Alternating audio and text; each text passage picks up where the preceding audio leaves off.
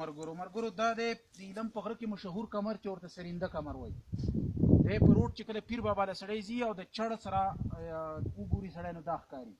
او د ده د غټوالي زه تاسو ته نه شم ویلی، دا څه چې 700 فوټ ډنګ دی او د ده نه په تاوېدلو باندې 1 ګنټه لګي.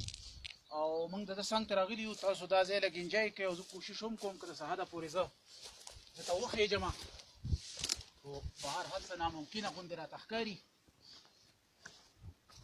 الله دې پکې خیر وګرځوي. دا ورته څه گزار شي دا پړق کې کوي دا څه دي سره لاس سره الله بس دغه زما وس له دې نه په بره باندې سترګې را باندې تورېږي لکه تله ما ته بلکل چې دی نو ناممکن ښکاري.